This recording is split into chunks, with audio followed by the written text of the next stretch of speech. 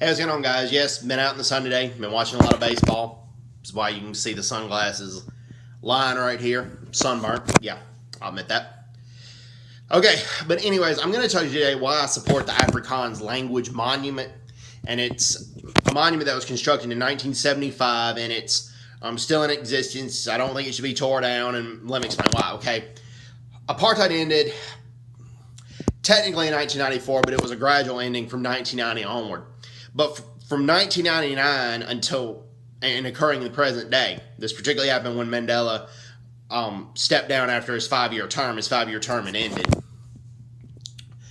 People have been beat up for just speaking in the Afrikaans language. People have been threatened just for talking in the Afrikaans language, even though they're usually not threatening black South Africans. They're not saying anything bad about them. Not now. Now, in the past, that was quite common. But now it's changed. I mean, now people are getting chastised for just speaking in that language, and there's a call for banning the Afrikaans language all throughout South Africa.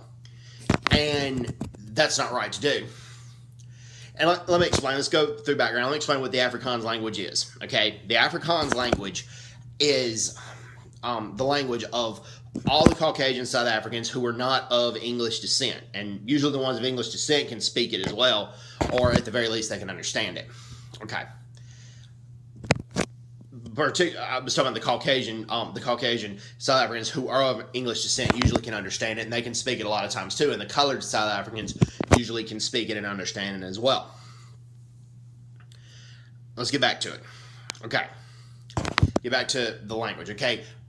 Yes, most Afrikaners are descendants of the Dutch settlers, but not all of them. Some are descendants of the French Protestants, the Huguenots. The Huguenots fled France because they were being oppressed by the Catholic majority. Some went to the United States and some went to South Africa. So some of the Afrikaner South Africans are descendants of them, and there were German soldiers who came to South Africa as well at one point. Not Nazi soldiers. This was way before that, in the 1800s. And some are descendants of the German soldiers. So Afrikaans is mostly Dutch, but it's also a mixture of some French, some German, and then in some cases some traditional African languages. And the monument, I believe, needs to stay in place, and people need to visit the monument because now it's becoming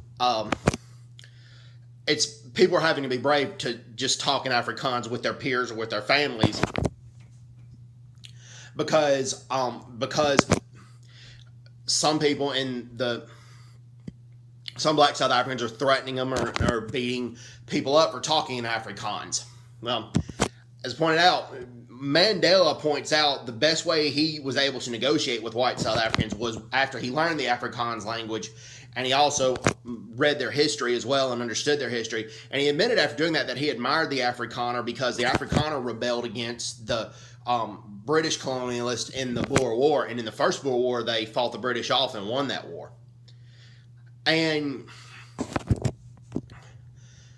so I think it's wrong to threaten people just for speaking a language that they were born speaking, that was the first language they were taught, that's the language they think in, and to just for them to speak it in day-to-day activities when they're not talking to you or they're not threatening you. I think that's wrong, and I think that's extreme narrow-mindedness and prejudice.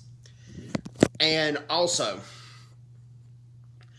just because somebody else has a class or a university in Afrikaans and you're not in that class, that doesn't affect you, okay? They're not talking bad about you, so it shouldn't be an issue. So this is why I believe that people need to visit the Afrikaans language monument, and they need to preserve it. People need to preserve it, and there shouldn't be a law against speaking Afrikaans, and people should not fear for their lives for using the Afrikaans language. That's just asinine. So, before I go any further, yes, Afrikaans was the language of a lot of the oppressors during apartheid, but not all Afrikaners oppressed black South Africans during apartheid. That was not the case. Now, forcing black South Africans to speak and learn Afrikaans was part of the apartheid system, and it shouldn't have happened, and that was extremely wrong for it to happen. But at the same time, people should not have to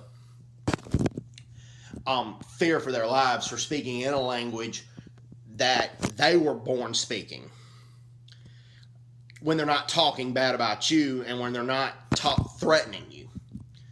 Not nowadays. And from 1999 onwards, there's been an extreme viral prejudice against the Afrikaans language. And it shouldn't be happening. So anyways, hope everyone's doing well. Take care. God bless them. Bye-bye. Bye-bye.